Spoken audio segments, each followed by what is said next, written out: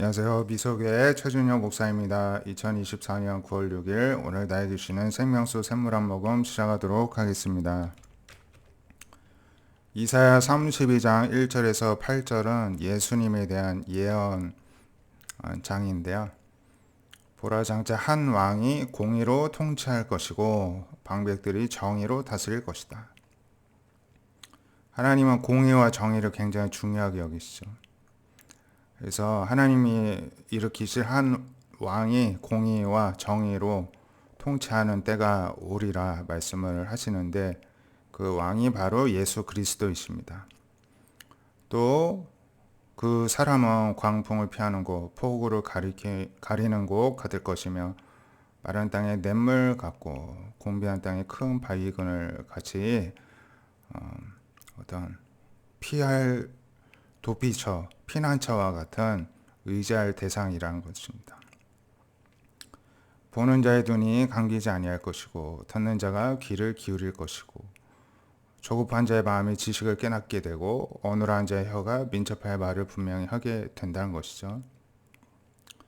어리석은 자를 다시 존귀하다 부르지 아니하겠고 우둔한 자를 다시 존귀한 자라 말하지 아니하는 이러한 어리석은 일은 없을 것이라는 말씀이죠.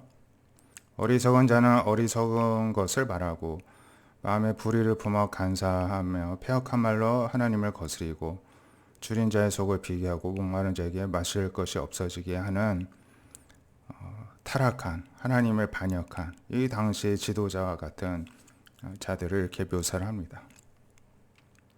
악한 자는 그 그릇이 악하여 악한 계획을 세워 거짓말로 가련한 자를 멸하고 가난한 자 바른 말을 할지라도 가난한 자가 말을 바르게 할지라도 그렇게 악하게 그 말을 귀 기울이지 않고 자신의 악함을 드러낸다는 것입니다. 존귀한 자는 존귀한 일을 계획하고 그는 항상 존귀한 일에 서게 된다 이렇게 말씀합니다. 이게 영적인 원리입니다.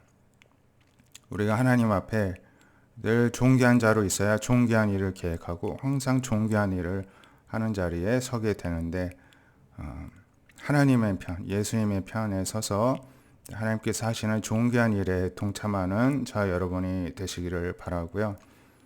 로마서 2장 12절부터 16절을 보시면은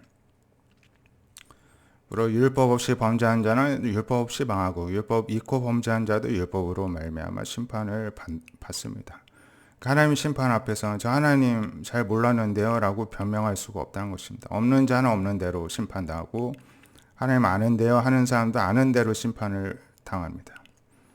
하나님 율법을 듣는 자가 의인이 아니라 율법을 행하는 자라야 의롭다 하심을 받게 됩니다. 율법이 없는 이방인이 본성으로 율법의 일을 행할 때는 율법이 없어도 자기가 자기에게 율법이 되고 본성과 양심이 율법의 역할을 한다는 것이죠. 곧 나의 복음에 이른 바와 같이 하나님이 예수 그리스도로 말미암아 하나님의 사람들의 은밀한 것을 심판하시는 그날에 이러한 심판이 있을 것이다 이렇게 말씀을 하고 있습니다. 하나님은 은밀한 것까지도 아시고 심판하실 뿐만 아니라 은밀한 것까지도 우리들의 선한 행위를 알고 또 축복해 주시고 상을 주시는 분이십니다. 그러한 하나님을 오늘도 은밀한 곳에서 기도함으로 만나는 자 여러분 되시기를 바랍니다. 기도하겠습니다. 하나님, 저희가 오늘도 하나님의 편에 서서 존귀하신 하나님 앞에서 존귀한 자로 존귀한 일을 감당하며 살아가게 하여 주시옵소서. 하나님의 말씀을 머리로만 안다고 다가 아니라 행함이 있고 실천이 있는 저희가 되게 하여 주시며 하나님의 바람처럼 늘 공의와 정의로 약자를 돌보는 그러한 선함이 있는 삶이 되게 하여 주시옵소서. 예수님의 이름으로 기도드립니다. 아멘. 오늘도 하나님의 뜻대로 순종함으로 나아가는 하루 되시기를 축복드립니다. 감사합니다.